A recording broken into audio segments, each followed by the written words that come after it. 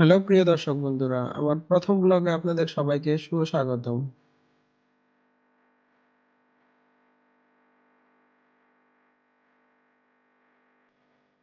Hello প্রিয় দর্শক বন্ধুরা, এখন আমি আছি শেরপুর শহরের প্রাণকেন্দ্রে অবস্থিত মাইশাবা মসজিদের সামনে। চলেন এখন আপনাদেরকে এই মসজিদটা ঘুরে দেখাই।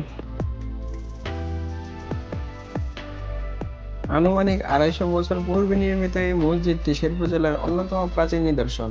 মসজিদটিতে দুটি সুউচ্চ মিনার এবং স্থাপত্যকলার আধুনিক পরিবর্তন লক্ষ্য করা যায়। তিনতলা বিশিষ্ট মাইশাবা মসজিদে একসঙ্গে ৬,০০০-এরও বেশি মুসল্লি নামাজ আদায় করতে পারেন।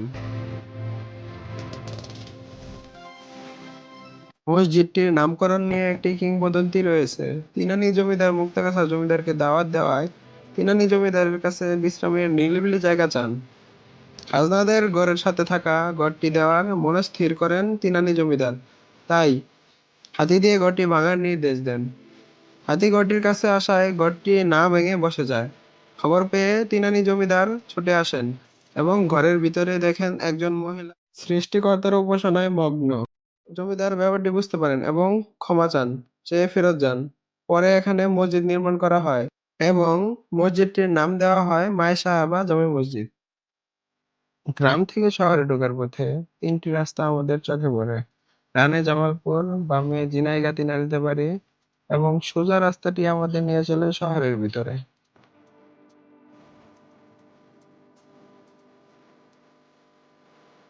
শেরপুর জেলার নামকরণ করা হয়েছে এখানকার শেষ জমিদার শের আলী গাজীর নাম অনুসারে, যিনি ছিলেন গাজী বংশের একজন কিংবদন্তি শাসক। তার নাম অনুসারে এই এলাকার নামকরণ করা হয় এবং পূর্বে এটি দশকাহনী নামে পরিচিত ছিল। শেরপুরের পূর্ব নাম ছিল দশকাহনিয়া বাজু।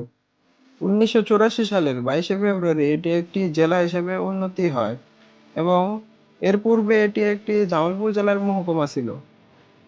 শেরপুরের প্রাণকেন্দ্রে খোয়ারপাড়ে অবস্থিত মনোমুগ্ধকর শাপলা চত্বর।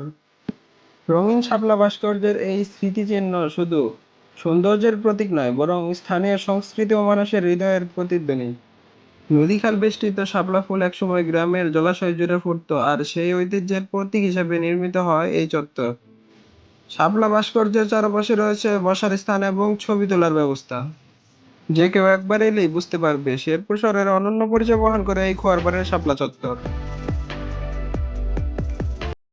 মাইশাবা মসজিদের ঠিক পাশেই দাঁড়িয়ে আছে এলাকার অন্যতম শিক্ষা প্রতিষ্ঠান শেরপুর সরকারি কলেজ।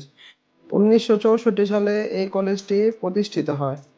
ছায়ায় ভরা নিরিবিলি পরিবেশে গড়ে ওঠা এই ক্যাম্পাসে প্রতিদিন ছুটে আসে শত শত শিক্ষার্থী, যেখানে একদিকে ইতিহাস জড়িত মসজিদ, অন্যদিকে রয়েছে জ্ঞান চর্চার আলো। দুটি যেন একে অপরের পরিপূরক হয়ে দাঁড়িয়ে আছে।